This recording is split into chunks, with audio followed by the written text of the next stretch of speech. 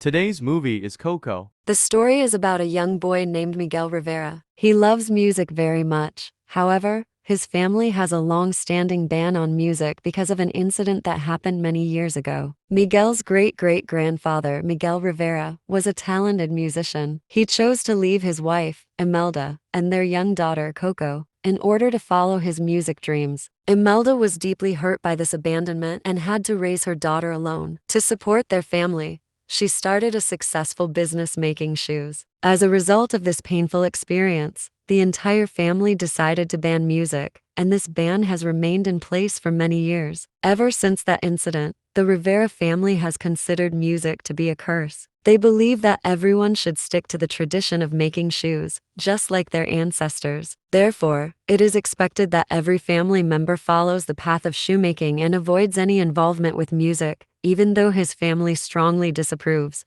Miguel looks up to a famous musician named Ernesto de la Cruz. Ernesto was a beloved icon from Santa Cecilia until his unfortunate death. Miguel dreams of becoming a musician like Ernesto and sharing his music with the world by playing the guitar. However, his family, particularly his grandmother Abuelita, always stifles his passion for music and tries to keep him away from it. As the Day of the Dead approaches, a traditional holiday where families honor their deceased loved ones, Miguel himself wants to perform in the town's talent show. He believes this is his chance to prove his musical talent to his family and fulfill his dreams. But Abuelita is determined to prevent him from participating, resulting in an argument that leads Miguel to discover a hidden clue in an old family photograph. Miguel found an old photograph showing his great-grandparents on their wedding day, but there was a torn section in the photo, revealing a man holding a guitar. Miguel believed that this man could be his great-great-grandfather, Ernesto de la Cruz. He wanted to get Ernesto's blessing to pursue his passion for music. So, he decided to visit Ernesto's grand mausoleum on the night of the Day of the Dead, despite it being forbidden. Miguel managed to sneak into the mausoleum and started playing Ernesto's guitar. However, he had no idea that this would transport him to the land of the dead, a magical place where skeletons come alive during the Day of the Dead celebration. In this enchanting land, Miguel met colorful skeletal beings who were once his deceased relatives. He asked for their help to find a way back to the world of the living. Miguel met a playful and mischievous guy named H-Tor while he was in the land of the dead. H-Tor offered to help Miguel find Ernesto de la Cruz.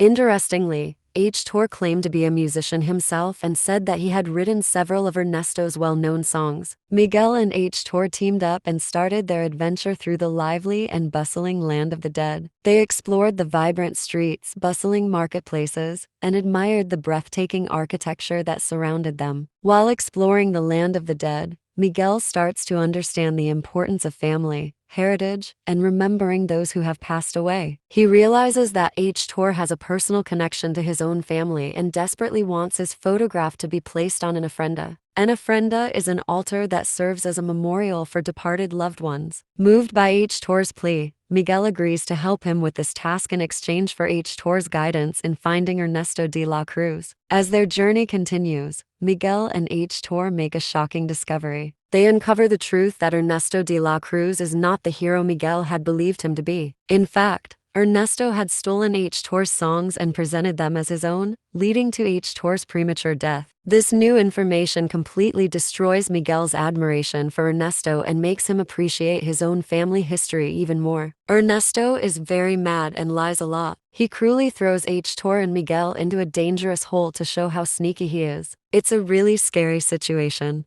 But H-Tor, in this tough moment, opens up to Miguel and tells him a secret from his heart. H-Tor says that he wrote all of his songs for his daughter, CoCo, because he loves her deeply. And then Miguel learns that his great-great-grandfather is H-Tor, not Ernesto, because CoCo is his grandmother. This discovery brings immense joy to Miguel. Shortly after, H-Tor's wife arrives at the scene. H-Tor sincerely apologizes for leaving CoCo and his wife to pursue his singing career. Thankfully, H-Tor's wife forgives him, understanding the choices he made. H-Tor starts to vanish from the world because his daughter CoCo has grown too old to remember him. H-Tor tells Miguel that if nobody remembers him on Earth, he will completely disappear. He gives Miguel a half of a photo and asks him to place his photo in the missing part of the picture. Afterward, H-Tor and his wife give Miguel their blessings so he can return to the earth. Once he arrives in the real world, Miguel attempts to remind CoCo about her father, H.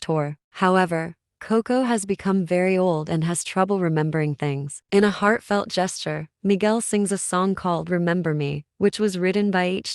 When CoCo listens to the song, she begins to recall memories of H. once again. Witnessing this emotional moment, all of Miguel's family members become deeply moved. Miguel reveals to everyone that H. is the true hero, not Ernesto. As the story reaches its conclusion, the special day arrives when all the ancestors visit the real world once again. This time, H. is also among them, indicating that his picture now rests alongside the others. Additionally, CoCo is seen alongside H. and his wife, signifying that CoCo has also passed away. In the final scene, Miguel has become a singer. If you want to watch such more videos, please subscribe this channel.